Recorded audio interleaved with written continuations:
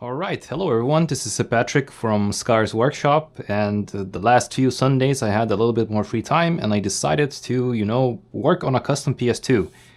So initially this pretty boy was dead, like the power supply was not working, there was a front DVD piece missing, there was cracks and scratches and so on and so forth, but I think I fixed them up pretty good. So honestly, this is my first time doing these types of videos. I would usually just upload like a couple of pictures and just make the listing, but this is like not my first or second or third time selling a custom console. So I figured to give people a bit of a better walkthrough and walk around of like the item that I'm selling, and I decided to do a video. So where should I start? Maybe I'll just list what the things will be like going into this listing. List the listing. Okay, so obviously a custom PS2, it has the Bitfunx SATA adapter, it has a hard drive, it's 2 terabytes, it has over 450 games. The average like Metacritic rating of all those games is I think above 8 or something like that. It's a really good list, you'll be able to see in the listing later on. But there's a purple see-through controller to match with the colors, and I found this little controller holder on the Thingiverse that I downloaded. I tried printing it and it came out pretty decently. I don't really need one, I don't use it, but I figured it's only a couple of grams of plastic, so I'll add this for free so you could use this if this is something you would like. There's also, I add the memory card. This is not a genuine one, this is one of the clone ones, but the genuine ones are hard to come by and they're really expensive, but these work good. I have a 64 megabyte one that I've been using for 2 years and I've never had issues with them. And 32 megabytes is like more than enough for a lot of saves. And it's currently taken out, but I also include the Bitfunx HDMI adapter. I think it's really good for its price. Obviously, if you would want the absolute best visual quality, you have pretty much two choices. One is to use the what is it called, like the RetroTink, I think, the RetroTink 4K, but that is 700 euro and it's just very, very expensive. This one gets the job done. It's a good progressive image. Basically, you get components on a TV. There's no lag, there's no latency, there's no sound issues. I think it's really, really good. I use it personally, but obviously, if you really want the absolute best quality, you would need to play on a CRT.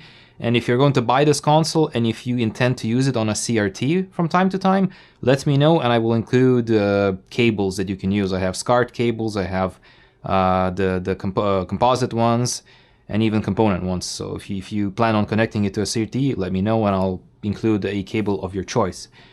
Okay, so let's take a bit of a better look at the console. So it's purple colored. There's a bit of dust. I'll clean it later. It's, it is what it is. A bit dusty, but so anyways, it's purple. These are 3D printed letters. They are extruded, so it gives a bit of a more three-dimensional look, if that makes any sense. Over here I have a vent cover that's blue, because blue symbolizes air, and there's a mesh. And on the other side there's also the fan bracket is also blue, the power supply area is red. The fan itself is a 60mm custom one. It's a silent one that has blue LEDs, so it's basically a blue colored fan.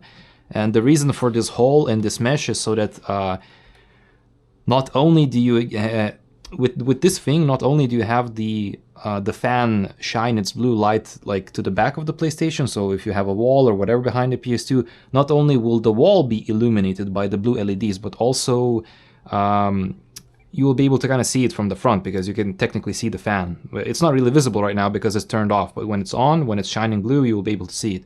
So I think that's a nice little detail. Another thing is the controller ports are blue. The DVD front plate, it was missing originally on this console, so I just printed a green one. Over here, you might be thinking, what is this monstrosity? So this is I just like trying out new stuff. So this is a digital thermometer. This shows like the average temperature of the console. Like this is not specific for the processor or the graphics card, this is like an average temperature. So I think it's cool, it's a little box. I also 3D printed this, so the thermometer is in the box.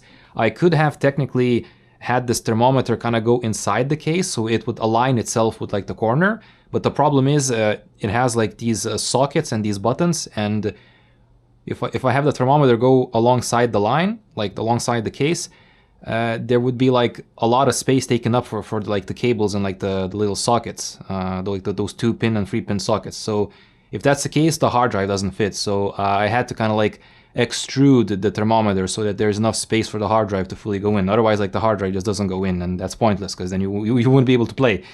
Yeah, I think it looks pretty. Nothing fancy. It's just a playful looking PS2. And let me quickly show you how it works. So there's not much to show on how it works. It's very simple. I've already prepared the cables, so just give me a moment. I'm gonna plug in the power. Oh, and I also forgot to tell you something. Where is it actually? Okay, so I will also include these little black brackets. They are for the adapter, because normally the adapter is a bit heavy and it kind of like hangs and dongles down from the AV socket. It doesn't stay like this, it kind of like hangs down. This could affect the visual quality and you might get noise and sound distortions, because without these little brackets, I don't think it's like a full proper fit. So I'm gonna put it inside and you will see what I mean by that. This is for when your console is vertical. I personally use my PS2s horizontal, never liked them vertical, but if you like vertical, feel free to do so. So I plug it inside, and as you can probably see, maybe it's gonna be a bit better from this side. Let me shine the light a little bit. As you can see, that bottom part of the bracket touches the ground, so the adapter doesn't hang. I think that's a really good quality of life modification, if that makes any sense. This one does the same thing, but it's like when your console is vertical. And obviously you can power the adapter with a USB. You can use your own USB brick. You can even use a USB power bank, however you want. I know the cable looks ugly. That's why I recommend just having like a, I don't know like what kind of example to show, but like you know those power things that go into the socket that have a USB. Basically, you get the idea. Not really good with English. It's not my primary language. But let me turn off the lights a little bit, and I will show you how the LEDs look like, because if the lights are shining bright, you won't really see the beauty of the console. So I turn it on, you see the temperature. It kind of like usually goes to around 45, 40, 45 if it's hotter, 40 if it's lower. I live in a very hot area. So it's just nice little, cool thing in my opinion. Let me turn it on. So if I turn it on, it's probably not really visible because I have the light. Let me actually maybe lower this as much as I can. Okay, there we go. Now, I'm not sure if you're going to see anything even right now, but you can see there's the blue, the fan is blue. Hopefully you can understand what I'm trying to say. But it's I think it's really cool. What else? All right, so let me show you the controller real quick. I'm going to plug it in. There we go.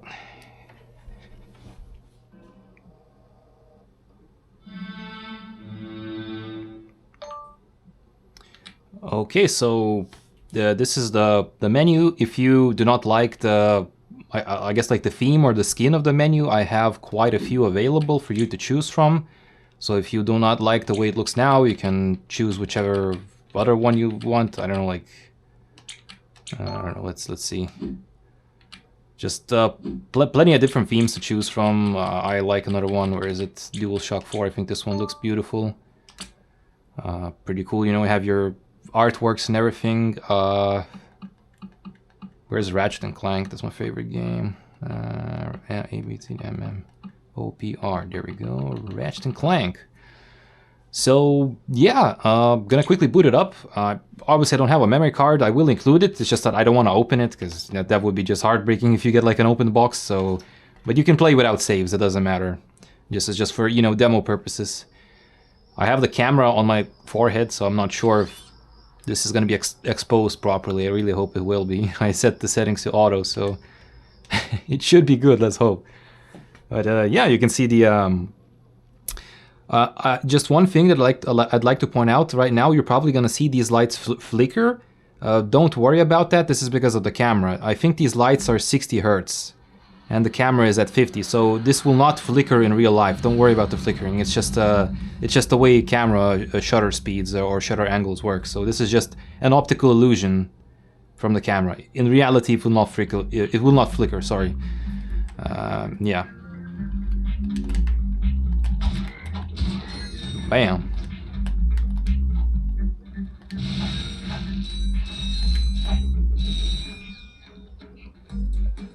So yeah, there we go. This is, I think, I mentioned everything I wanted to mention. It's a very nice looking console, nothing too fancy, just playful.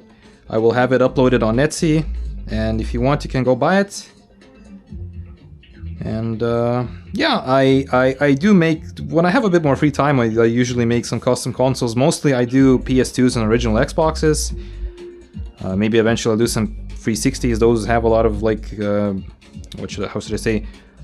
A lot of possibilities and a lot of options. But yeah, this is like the 6th gen console is the 6th generation is my favorite. So I mostly focus on PS2 and OG Xbox. But yeah, I guess that is all. I'm gonna turn off the console, and the thermometer light stays on all the time because it's soldered into the 12-volt supply. If you want this to turn off, you need to press the back button over here.